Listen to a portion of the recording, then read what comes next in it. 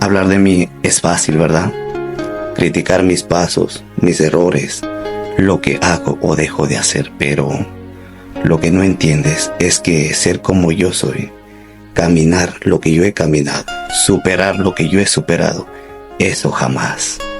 Porque lo que ves es la superficie. Detrás de cada paso hay una lucha que no conoces, lágrimas que no he mostrado y fuerzas que tuve para encontrar cuando nadie estuvo conmigo.